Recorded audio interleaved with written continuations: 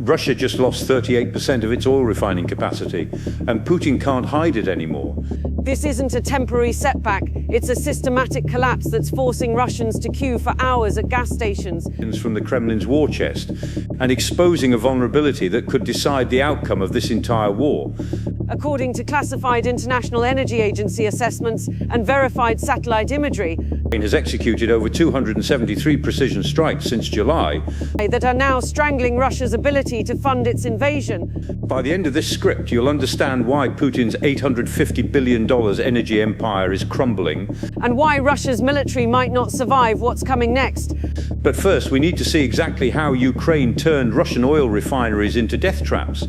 What happened in late July 2025 changed the entire economic calculus of this war. Ukraine launched something it's now calling drone sanctions, a relentless, almost daily bombardment of Russia's oil infrastructure. Using long-range kamikaze drones. According to data compiled by the Kyiv Post, Ukrainian forces have struck major Russian energy facilities or the air defenses protecting them at least 273 times.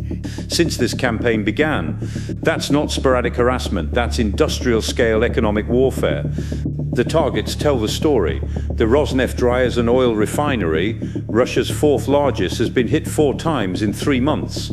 The Volgograd facility struck 4 times, Novokuibyshev 3 direct hits, roughly 1 every 3 weeks. And these aren't just flesh wounds, according to a September analysis by the Moscow-based energy analyst Tatiana Mitrova of Columbia University's Center on Global Energy Policy.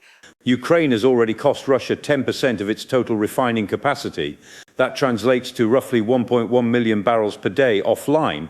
Here's what that looks like on the ground. Gasoline lines stretching for blocks in over 20 Russian regions, from Sakhalin in the east to occupied Crimea. Fuel shortages so severe that the Kremlin banned gasoline exports entirely on July 28th, a move Moscow hasn't had to make since the Soviet era. Wholesale petrol prices surged to record highs. Russian state media tried spinning this as temporary supply chain adjustments. Satellite imagery from August showed something different. Refineries burning, processing units destroyed, and storage tanks reduced to twisted metal. Ukraine developed weapons specifically for this mission. The Firepoint FP-1 drone carries a 120-kilogram warhead and can reach targets 1,500 kilometers inside Russia. All for about $55,000 per unit. For context, that's roughly what Russia spends on artillery ammunition in 90 seconds of sustained bombardment. The Luty drone extends that range to 2,000 kilometers, putting refineries near the Urals within striking distance. But here's where it gets critical. Ukraine isn't just hitting refineries. It's hitting the same refineries repeatedly. This is where Ukraine's strategy reveals itself as genuinely sophisticated. On February 18, 2025, Ukrainian drones struck the ELOU AVT-6 unit at the Syzran refinery, the specific processing equipment used for crude oil distillation. Russian engineers scrambled to repair it. Repairs were nearly complete by March 4th. That's when Ukraine hit the exact same unit again. At Syzran, the same facility they'd already damaged 2 weeks earlier. According to industry analysts tracking the campaign, roughly 60% of Ukraine's successful strikes are landing on atmospheric vacuum distillation units and loading racks, the most critical, expensive and time-consuming equipment to replace. These aren't random drone swarms hoping to cause chaos. This is targeting data fed by US intelligence, according to a November report from the investigative outlet, the Ench.ru, combined with Ukrainian reconnaissance drones providing real-time damage assessment. The numbers don't lie. Since late July, more than 20 Russian refineries in central and western Russia have been confirmed damaged. Of those, more than half were struck at least twice. Roughly 1 in 5, 3 times. The Dagestan region's Makhachkala refinery got hit on Wednesday of last week. Russian officials immediately told residents that all drones had been shot down, no casualties, minimal property damage. Meanwhile, thousands of Makhachkala residents reported a dozen heavy explosions, orange fireballs lighting up the night sky, and fires still burning at sunrise 3 kilometers away. Russia's defense ministry has resorted to absurd denial. In their daily briefings, they claim to be shooting down hundreds of Ukrainian drones every night. Yet refineries keep exploding with clockwork regularity. The Kremlin can't admit the scale of the damage because that would mean admitting its air defenses have failed catastrophically. Here's the strategic problem Putin now faces. It's far harder for Moscow to redeploy air defense systems than it is for Ukraine to simply redirect strikes to poorly protected refineries. And when air defenses are spread too thin, which they now are across thousands of kilometers, some drones will always get through. This brings us to what Putin hoped would never happen: economic collapse translating into military vulnerability. Since Russia's invasion began in February 2022, energy exports have generated over 850 billion euros for the Kremlin, several times the total value of all military, humanitarian and financial aid provided to Ukraine by its Western allies. That's the number driving Ukraine's deep strike strategy. Every refinery burning is billions less for Moscow's war machine. According to the International Energy Agency's latest monthly oil market report, the impact from Ukrainian drone strikes will suppress Russia's refinery processing rates until at least mid-2026, and that forecast doesn't even account for continued Ukrainian attacks. Industry data cited by Russia's Kommersant Business Daily revealed that gasoline output dropped by 1 million tons in September alone, leaving a supply shortfall equivalent to roughly 20% of domestic consumption. Russian President Volodymyr Zelensky framed it bluntly: these strikes are the most effective sanctions, the ones that work the fastest. He's not wrong. Traditional Western sanctions took months to bite and could be circumvented through shadow fleets and third-party buyers. Ukrainian drones hit refineries on Tuesday, and Russians can't fill their tanks by Friday. The fiscal strain is measurable. Russia's budget deficit currently sits at $70 billion, according to Ukraine's main Directorate of Intelligence. Moscow is hemorrhaging revenue while simultaneously trying to maintain military spending that consumed over 40% of the federal budget in 2025. Putin is now caught in a vicious cycle: spend more on air defenses to protect refineries, which means less for frontline operations. Or accept continued refinery strikes, which means less revenue to fund anything.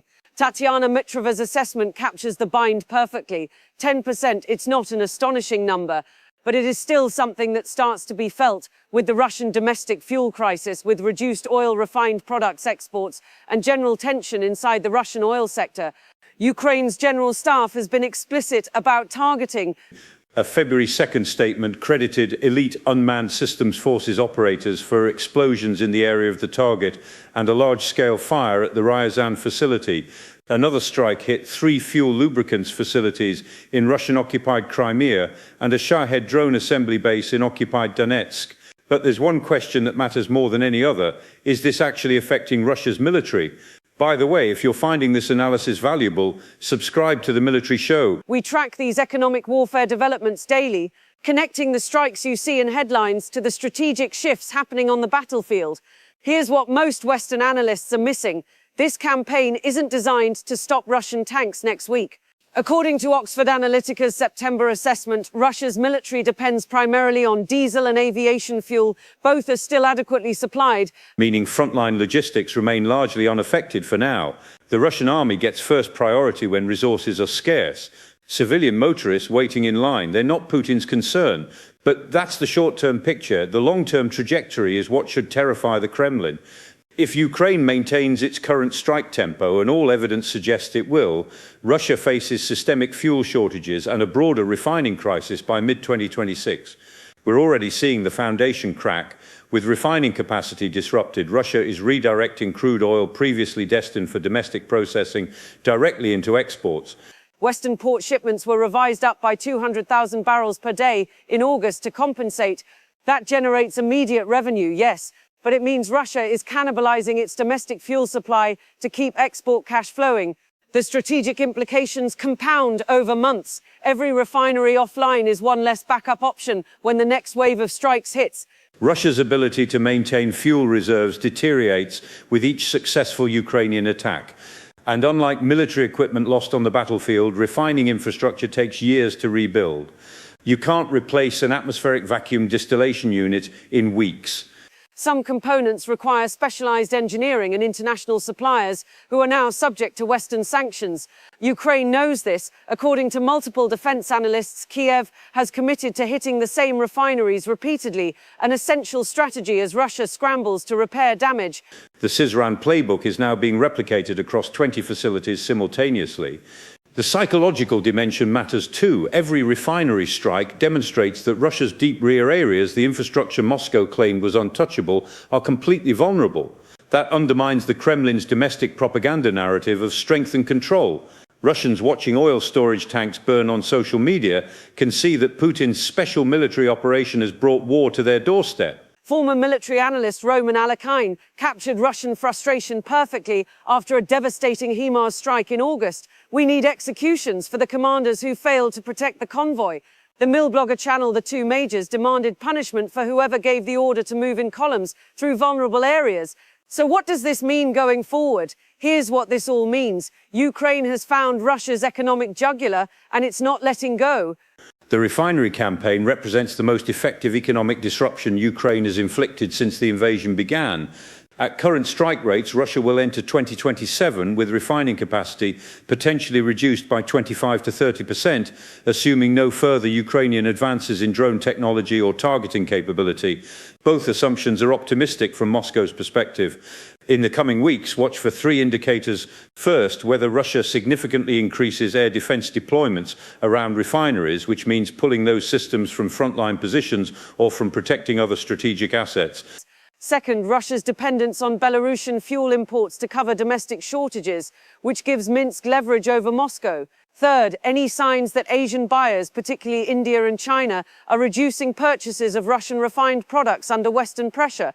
Putin built his war machine on the assumption that $850 billion in energy revenue would be untouchable, protected by distance, air defenses, and sheer scale. Ukraine just proved all three assumptions wrong, with weapons costing less than what Russia spends on a single day of artillery fire. The refineries are burning, the revenue is drying up, and Russia's ability to sustain both a domestic economy and a massive military campaign simultaneously is being tested in ways the Kremlin never anticipated. If you want to understand how Ukraine is exploiting this economic weakness on the battlefield, particularly how fuel shortages are now affecting Russian logistics in the Donbass, check out our video on the collapse of Russia's frontline supply chains. The connection between burning refineries 1,500 kilometers from Ukraine and Russian tanks running dry is more direct than most people realize. And if you want daily coverage of how this economic war is evolving, subscribe to The Military Show. We're tracking every strike, every consequence, and every strategic shift as Ukraine rewrites the rules of modern economic warfare.